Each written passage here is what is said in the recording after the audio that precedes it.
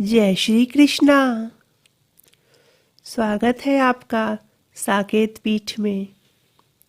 यहाँ मैं जो स्वयं आचरण करता हूँ परमात्मा की प्राप्ति के लिए, वही मैं आपको बताता हूँ। पद्म पुराण में भगवान शिव कहते हैं, जो मनुष्य शालिग्राम शिला के भीतर गुफा का दर्शन करता है, उसके पूर्वज तृप्त होकर कल्प के अंत तक स्वर्ग में निवास करते हैं।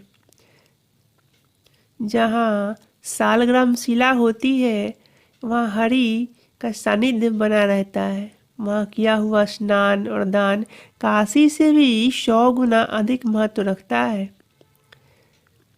इसलिए मनुष्यों को शालिग्राम भगवान की सेवा जरूर करनी चाहिए।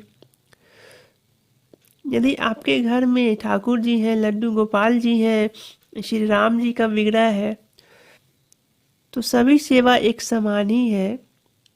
शालिग्राम की पूजा से कुरुक्षेत्र, प्रयाग जो तीर्थराज कहे जाते हैं, और नैमिषारण्य से भी अधिक पुण्य प्राप्त होता है। और एक बात क्या आप जानते हैं कि शालिग्राम की पूजा में क्षमता होती है।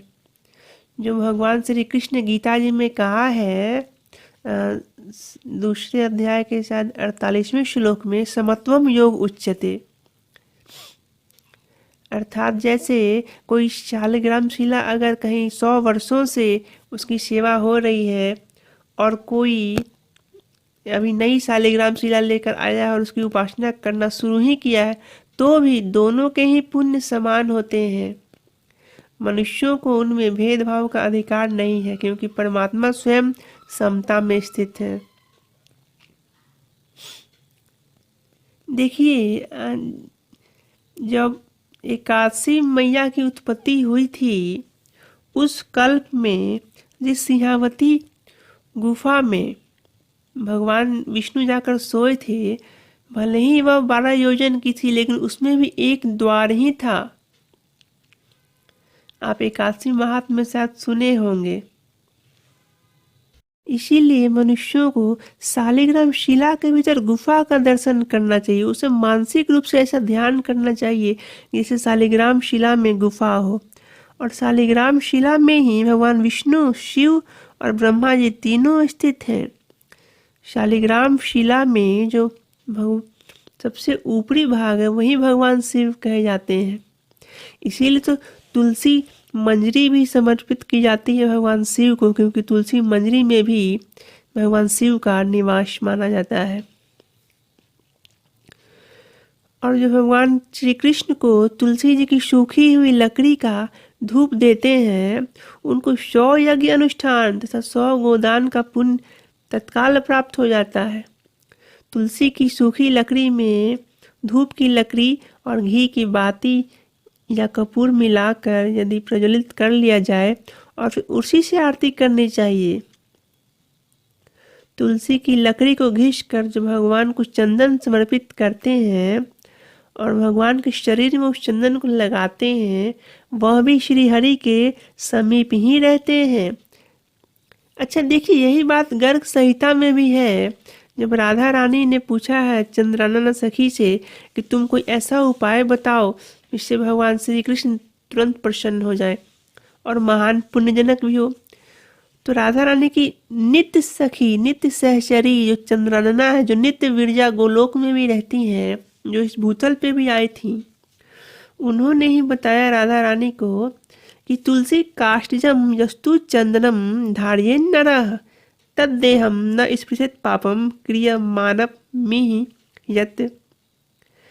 गर्ग संहिता के शायद वृंदावन खंड में 16वें अध्याय में शायद आप देख सकते हैं कि जो तुलसी काष्ठ का घिसा हुआ चंदन स्वयं भगवान को तो लगाते हैं, और स्वयं अपने शरीर में भी जो लगाते हैं, उनके शरीर को क्रियमान कर्म भी पाप नहीं छूते। ईश्वर अंश जीव अविनाशी तुलसी की सेवा करते करते यह बोध हो जाता है। इसीलिए मनुष्यों को तुलसी जी की परिक्रमा तो करनी ही चाहिए, और तुलसी जी की डेली कम से कम 11 परिक्रमा करनी चाहिए। हमारे मंदिर में लगभग 300 वर्षों से शालिग्राम भगवान की सेवा हो रही है और ये भगवान शिव के साथ विशेष रूप से रहते हैं और हर एकादशी की रात्रि को यह हमारे घर में निवास करते हैं और इन्हीं की कृपा से हमारे घर में राधा रानी जी का भी आगमन हुआ है। अब मैं इनकी आज एकादशी की मध्य रात्रि को इनकी धूप से आरती करूँगा। ओम ओम श्री गुरुवे नमः। ओम ब्रह्मानंदं परम सुखदं केवलं ज्ञानमूर्तिं द्वन्द्वातीतं गगनसदृशं तत्त्वमस्यादिलक्ष्यम् एकं नित्यं विमलम् अचलं सर्वसाक्षिभूतं भावतीतं त्रिगुणरहितं सद्गुरुं तं नमामि। ओम अज्ञानतिमिरान्धस्य विषयक्रान्तिचेतसा ज्ञानप्रभाप्रदानेन प्रसादं कुरु मे प्रभो।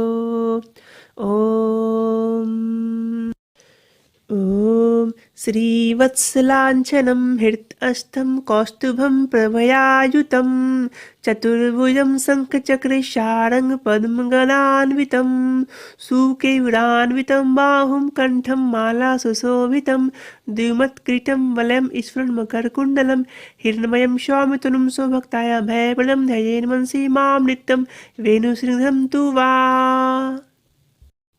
ओम आरती की जय श्याम सुंदर की नंद के नंदन राधिका वर की भक्ति करी दीप प्रेम करी बाती साधु संगति करी अनुदिन राती आरती ब्रज जुवती जुथ मन भावे श्याम लीला श्री हरिवंश हित गावे सखी चहुओर चवर कर लिए अनुराग निशो भी नहीं सन्मुख वीण मृदंग बजावे सहचरी नाना राग सुना।